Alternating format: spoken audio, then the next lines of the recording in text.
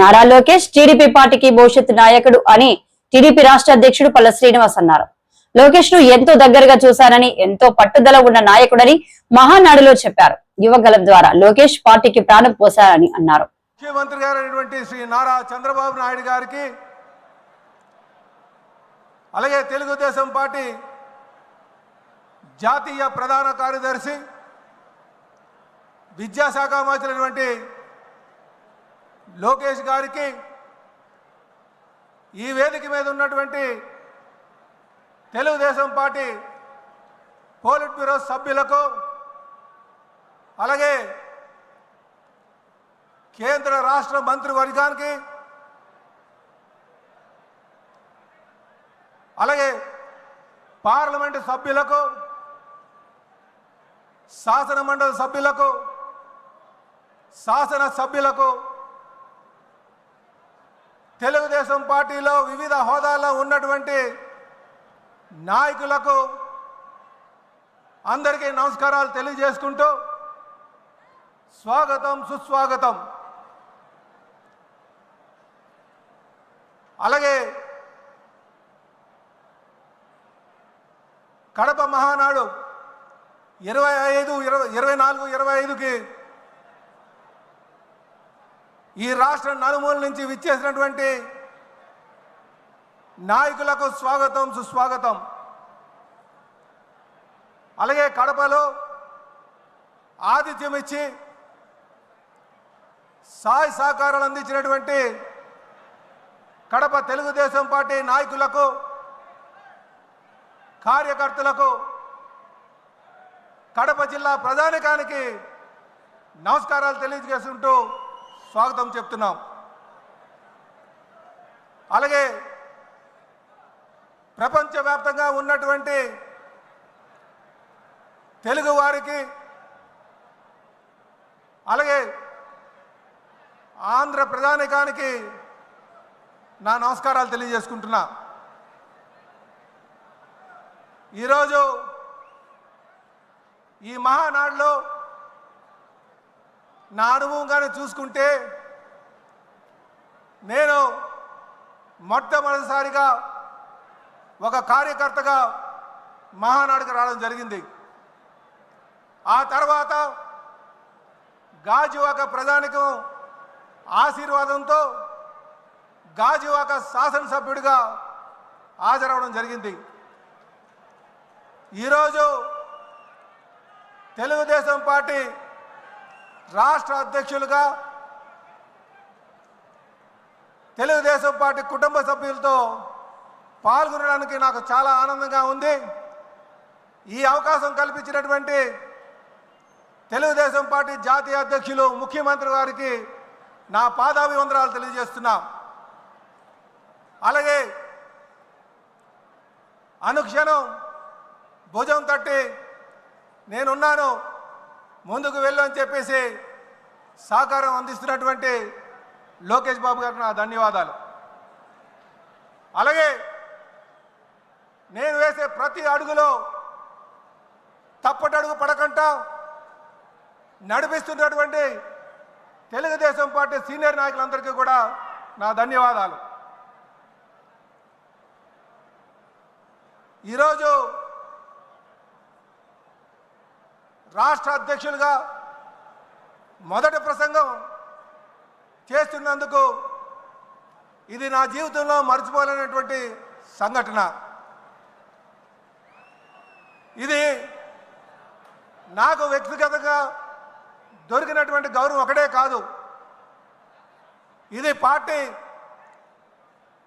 సిద్ధాంతాలపై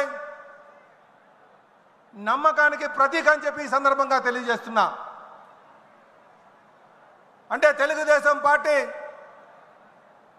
ఎవరైతే పార్టీ సిద్ధాంతాలకు అనుగుణంగా ఉంటారో వారు ఉన్నతమైన స్థాయికి పార్టీలో దక్కుతుందనడానికి ఇది ఒక నిదర్శనం అని చెప్పి ఈ సందర్భంగా తెలియజేస్తూ, ఇది నా పూర్వజన్మ సుకృతంగా భావిస్తున్నా. సోదరులారా, కడపలో మహానాడు పెడదామంటే చాలామంది నాయకులు ఎన్నో సందేహాలు చెప్పారు. ఇక్కడికి వస్తే సభను నడపనివ్వరని, ప్రజలు సహకారం అందించరని, దౌర్జన్యాలు చేస్తారని ఇలాగ ఎన్నో అపోహలు పెట్టారు. కానీ ఈరోజు ఇక్కడికి వచ్చిన తర్వాత కడప ప్రజలు ఇచ్చినటువంటి సహకారం, తెలుగుదేశం పార్టీ నాయకులు ఇచ్చినటువంటి తోడ్పాటు నిజంగా చాలా అద్భుతం అని చెప్పి ఈ సందర్భంగా తెలియజేస్తున్నా.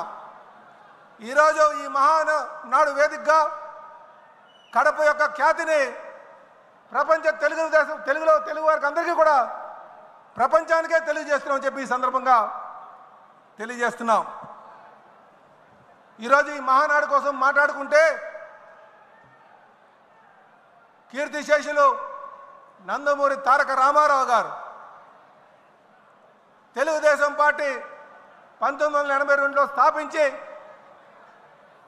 8 నెలల్లోనే ముఖ్యమంత్రి పదవిని అధిరోహించి 1983